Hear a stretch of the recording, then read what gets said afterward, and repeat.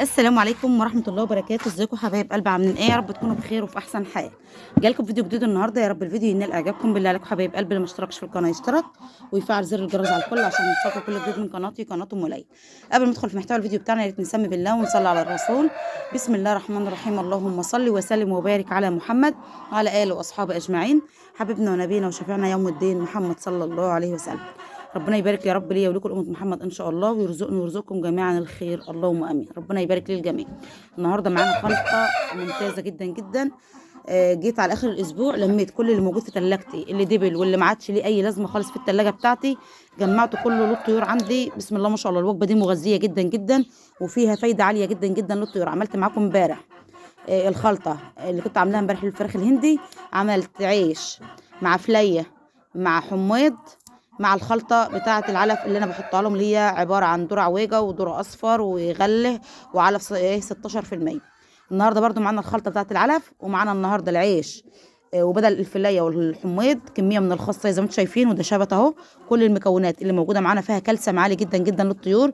معايا فلفل حار وفلفل حلو، معايا جزر حلو جدا جدا لدمعة العين، وبيزود نسبة الخصوبة بتاع البيض، وبيخلي ريشه الطير بتاعتك سايحه وجميله جدا جدا. يعني بينعم ريشه الطير بتاعك وبيخليها سايحه وبتلمع، خلاها ممتازه جدا جدا. ما يحصلش عندك دمعه عين في الطير بتاعتك. في نسبه غذاء عاليه جدا جدا زي ما قلت لكم، بيزود نسبه الخصوبه. يعني البيض بتاعك بيبقى مخصب 100% بالنسبه للجزر، لان حلو جدا جدا. بيستخدموه لعصافير الكناريا واي عصافير زينه، بيستخدموا لهم الجزر لان الجزر مفيد جدا جدا فتره الخصوبه للطيور. معانا الكوسه فيها نسبه بروتين عاليه جدا جدا، فيها كالسيوم طبيعي جدا جدا، فيها بصوا قيمه غذائيه اعلى مما تتخيلوا.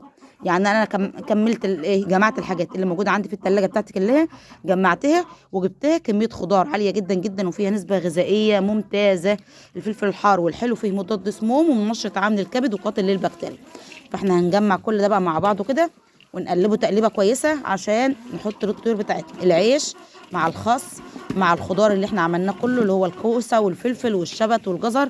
كل المكونات دي مع بعضها وجبه غذائيه كامله متكامله للطيور بتاعتنا. صدقوني والله العظيم، اي حاجه موجوده عندك في مطبخك او في ثلاجتك ما انتش محتاجاها للبيت، ما ترموش حاجه في الزباله يا جماعه.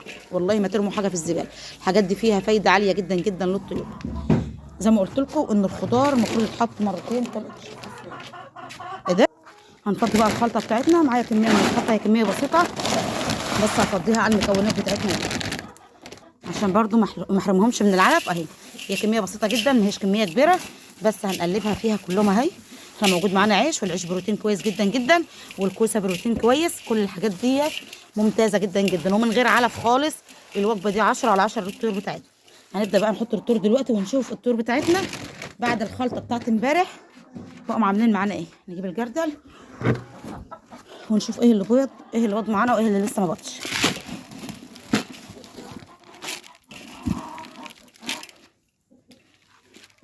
الخضار يا جماعه مهم جدا جدا للطيور، والله العظيم حاجه جميله جدا جدا.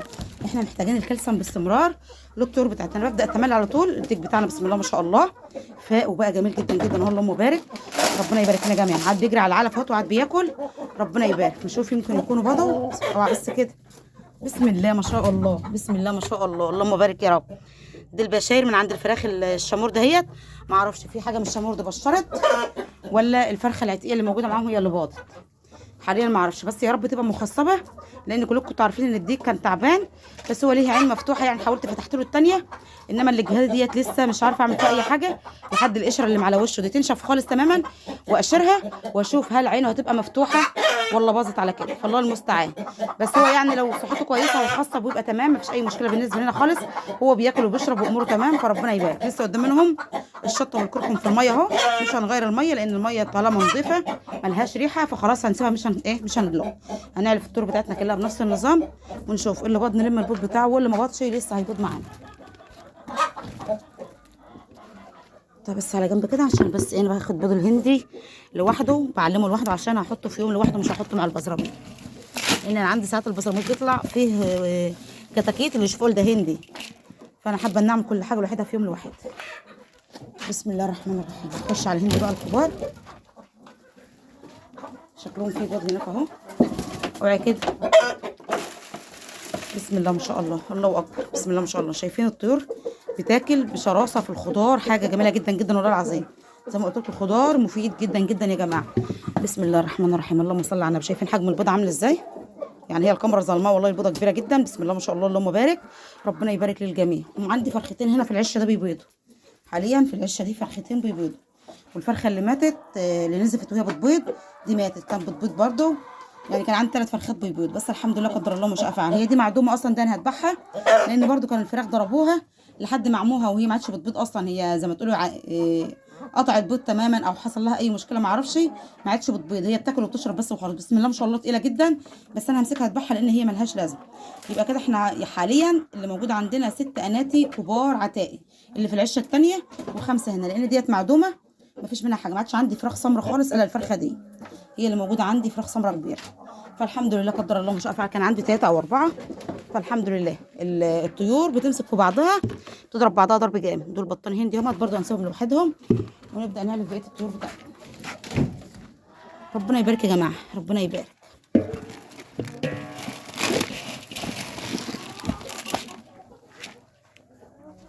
بس في جماعه استلموا الفراخ الهندي بتاعتي وبيقولوا انتوا مربيه الطيور دي كلها لايه؟ بيع منهم مصروف على غيرهم. مربيه ده كله ايه يعني؟ ايه اللي انا مربيه؟ انا مربيه اكتر من مين ولا ازيد من مين يا جماعه؟ يعني انا عايزه اعرف والله العظيم. نقفل بس كده نشوف لو في بيض نجيبه. انا مربيه اكتر من مين ولا ازيد من مين؟ وانا عندي اللي عندي 6 فرخات هندي، اللي باصين على الديكين اللي موجودين عندي. يعني اللي باصين على الديوك الهندي اللي موجوده عندي. يقولوا مربيه الديوك دي كلها لايه؟ طب ماشي، انا مش عايزه اربي ديوك بلدي وكل اللي عندي هندي، يعني بصلي على الديكين الهندي الموجودين عندي. ما انا كل طيوري راحت قبل كده. فالحمد لله كل واحد ربنا يمليه باللي في ضميره. الحمد لله، الحمد لله على كل حال.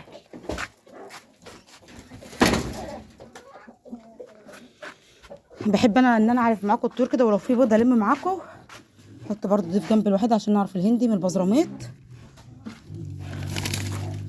بس يا جماعه ما حدش بيسيب حد في حاله، والله العظيم ما حد بيسيب حد في حاله. نقول الحمد لله. يعني بيبص يقول انت مربيه كذا ديك هندي، بيعيهم اصرف على غيرهم، سيبي لك 2 كفايه. طب ليه؟ حرام ولا ايه؟ حرام والله العظيم حرام. انا اتقال لي الكلمه دي صبحت تاني يوم لقيت الديوك مقطعه بعضها. يعني مجرد ما اتقال لي الكلمه دي صبحت لقيت الديوك مقطعه بعضها، وبعد منها بيوم لقيت الفرخه بتنزف وهي بتبيض. حاجه في حياه عيني ما شفتها، ان الفرخه تنزف وتموت وهي بتبيض. فالحمد لله قدر الله مش فعل. دول شكلهم لسه ما بيضوش، دول شكلهم لسه ما بيضوش. باخد من عندهم كل يوم 3 بيضات، من عند التانيين ممكن 3 أو 4 أو 5 حسب ما ما بيبيضوا.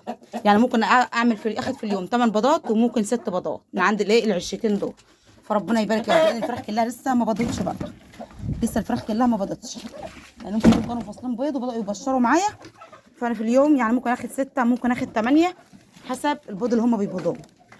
ندخل بقى نعلف الفراخ الهند التانية والبزراميط والبط، نعمل لهم الجردل، لان هم بيعشقوا الخضره. ممكن ياكلوا الخضره ويسيبوا الخلطه دي ما ياكلوهاش.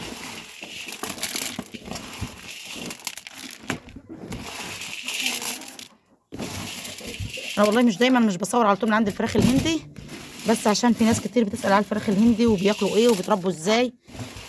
فهو يا جماعه اكلهم طبيعي جدا جدا زي اي طيور، اكلهم عادي جدا جدا، ما بياكلوش حاجه معينه. لو رميت لهم عيش بس هياكلوه. يعني ساعات بيبقى عندي عيش ناشف بس وبرميه لهم بياكلوه، والله العظيم ما بيقولوش لا، وبيبيضوا كل حاجه. فالهندي هو يعني بياكل كتير، بياكل اكتر من البلدي كمان. بسم الله ما شاء الله، الله اكبر الله اكبر. بياكل اكتر من البلدي كمان. بس اي حاجه بتحطها له بسم الله ما شاء الله بياكلها، ما بيخلي. شايفين مفيش خضار، بقول الخلطه اهي مفيش اي خضار خالص.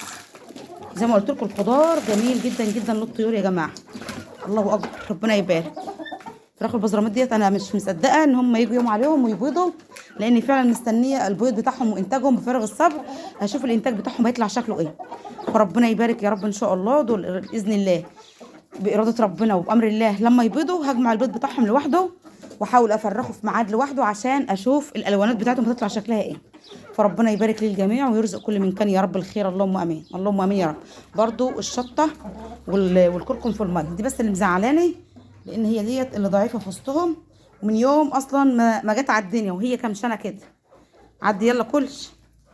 فهي يعني مفقود منها الامل، هي هتموت مفقود منها الامل.